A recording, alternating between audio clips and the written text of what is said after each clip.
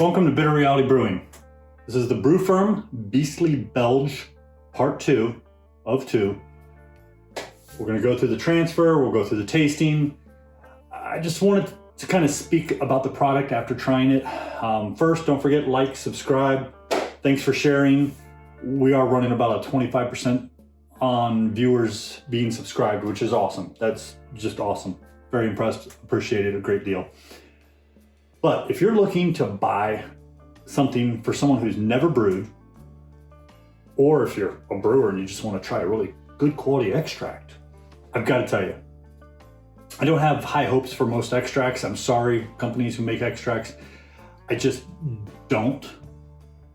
But I like Belgian beers a lot, and I've had some good extracts, and I've had some really good ones that, you know, I've modified and added some all grain. But I had to try Brewferm. I mean, everybody was raving about them. They said it was great. It was this, it was that. Very little negative, which I was impressed. So I tried it. I've got to tell you, if you have an off flavor or something doesn't taste right, you probably didn't clean everything or you did something wrong, because I'm here to tell you, both of them came out great. Beastly Belge, I'm calling it a table ale, but a great ale for sharing with friends, especially if they like amber and they want a little bit like dark fruits and some of the flavors going on. Just a great beer. So without further ado, let's get going. I'll show you the transfer, we'll show you the final product, and we'll get rocking and rolling. Okay, it's been 2 weeks since we moved the Brewferm's Beastly Belge extract, 100% extract. It's down to 1.012 final gravity. Pretty good. They thought 1.010, but you know, that's good. I'm close. It's all good. And if you've seen this rodeo, you know what I'm about to do, which I almost jumped the gun. Some people aren't sure how I do the transfer and not get air. And I just want to make sure I explain that I've cleaned all this with Star Sand, and then I'm running hot water through the whole thing. There's a little bit of bubbles in there, and we're still going to get a little bit of bubbles when I let go because some of the water's going to leak. So what we do is put our piece on here.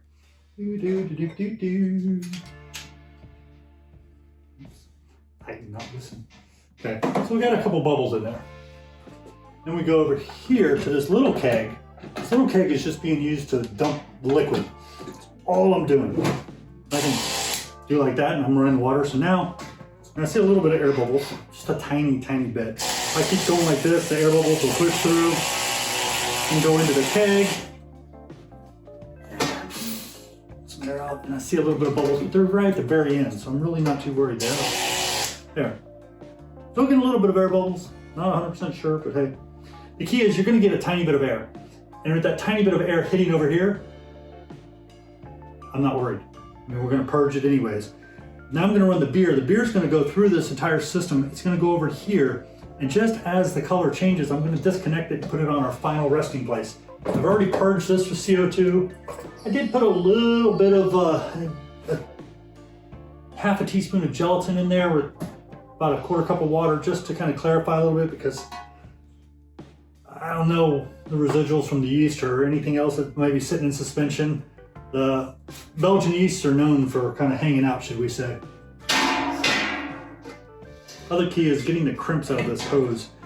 I need to eventually buy the hose that it came with, but that was starting to look a little funky, and I don't keep hose for a long time. Hose is cheap.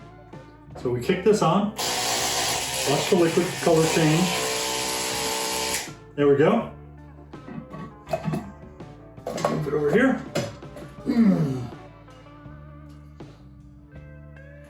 I think that's on. And here we go. I'll speed this up.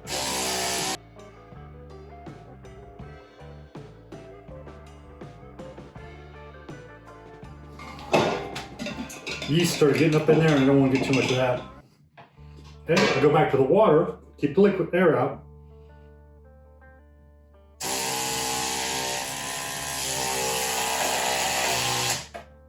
And there we go. We got our beer. We got maybe a little bit of air in there. Very, very, very little.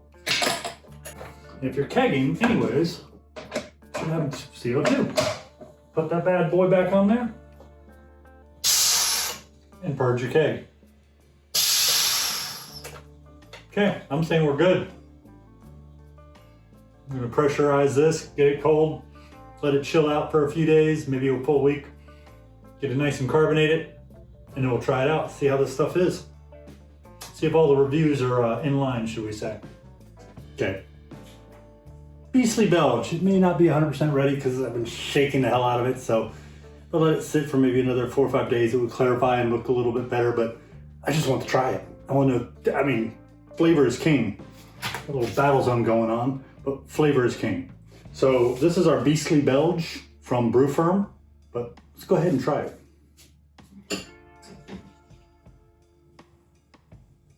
Yay! I was thinking I was gonna have to wait another day. From everything I'm reading, it's kind of like a Belgian table beer, you could say. But basically, an average beer, very similar to maybe an American amber.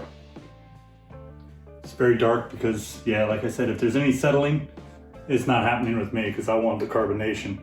It'll settle later. I look back, I had a couple bottles of my Flying Dog Raging Bitch IPA, and yes, that's the name of it. It's a clone from Flying Dog Brewing.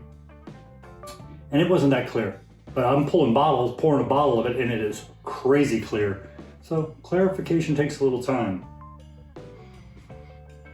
Got a nice little hint of smell, kind of like a Belgian, I would say.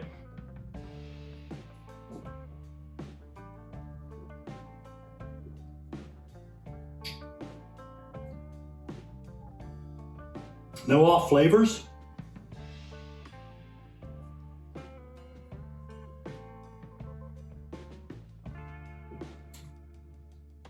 Yeah, no weird aromas, flavors. Spot on. And final gravity was 1.012. I'll put the original gravity, final gravity, and the ABV up there. I didn't make any modifications to it. The only modification I did is I didn't use their kit. I put it in my fermenters and I put it in my kegs. I didn't use any of their equipment. I used their extract with the water and the yeast that was provided. No alterations to it. I kind of think we did add corn sugar, but it was based on the recipe that came with the corn. Yeah, so you had to buy that and you add some, pretty sure. Let's see if I can remember. My memory's not what it used to be. Yes, they said add sugar. I added corn sugar. So they're assuming you can add whatever sugar you have at your house, which you could, but I added corn sugar.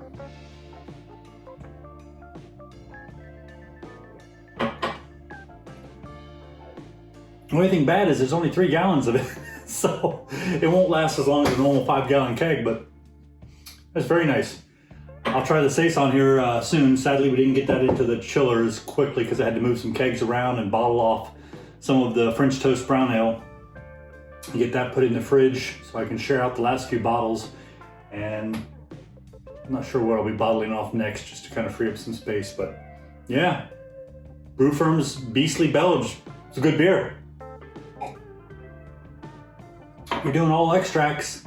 It is $30 for 3 gallons, which is a little expensive compared to others, but smooth, no off flavors, no surprises. I'm on. That's good. I remember I got that in the Sacred Saison. It was buy one, get one on their website, so I took advantage of that. But I gotta say, it was worth taking advantage of. It was really good. Don't forget, like, subscribe. Thank you again for everybody sharing out the videos to friends and family and colleagues and buddies and whoever else you're sharing it out to. It's definitely appreciated. Thank you again.